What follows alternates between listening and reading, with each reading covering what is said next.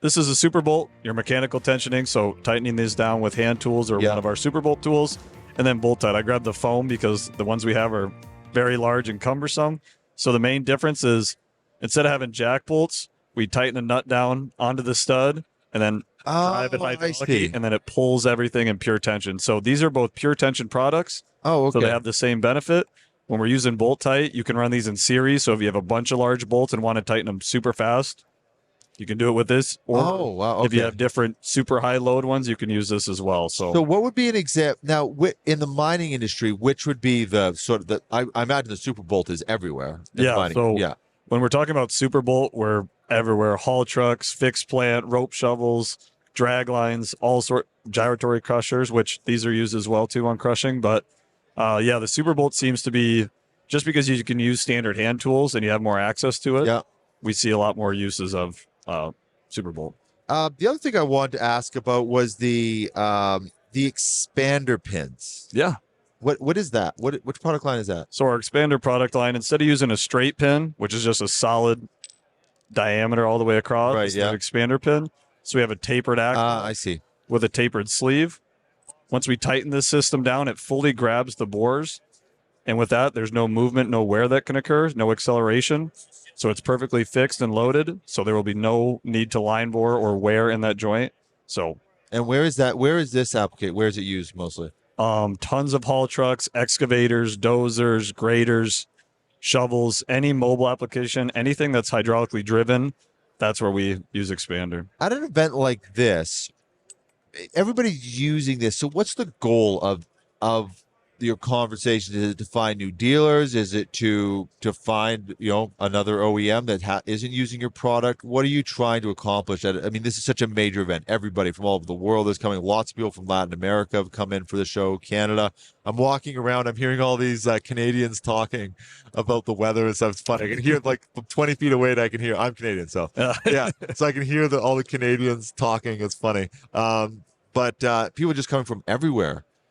What are you trying to get across at an event like this, or accomplish, I should say? Yeah, so a lot of things. Some people are like, hey, we know you. We know Nordlock. And it's like, oh, do you? Which product? And they're like, Right. oh, we've been using washers for years. Great. But it's like, okay, what are you using them on? Is it excavators? Is it rope shovels? Is it dozers?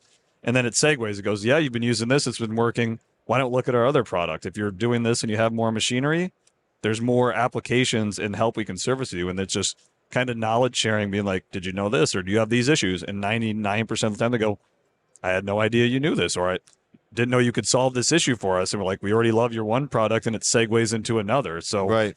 kind of just reaching the whole region of applications to help service customers. On older products, are you seeing people swapping out like the Superbolt for they've got the old style and now they're swapping stuff out? Are you seeing that kind of stuff? Yeah, there can be some. So we've had a bunch of legacy product out there that works very well, and there's always new developments, or there might be a customer has a slightly different application, or it's rougher, there's an issue. So a lot of times they know our product and they'll be like, hey, we got this other issue we want to look at, or we're having just a slight tweak. Can we change that? And we're like, absolutely. We want to learn as much as we can about your application so we can service you properly and make a better product. Is there any examples that sort of stand out to you as a good example of where your product is fitting in to a machine?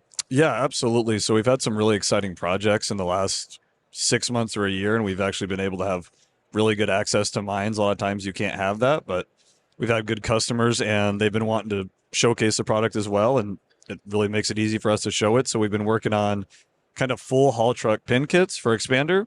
So every pin position on the haul trucks with Cat 797 and then also Komatsu 980. So a lot of times someone might know, hey, we're just doing steering cylinders or just rear suspension. So to be able to showcase full truck and the advantages of each position and how it helps the customers and how much safer it is, saving them time, saving them downtime, wear, and labor costs. And then it's just been a huge benefit to have that. You also have these kits. I guess you're just mentioning that on the haul trucks.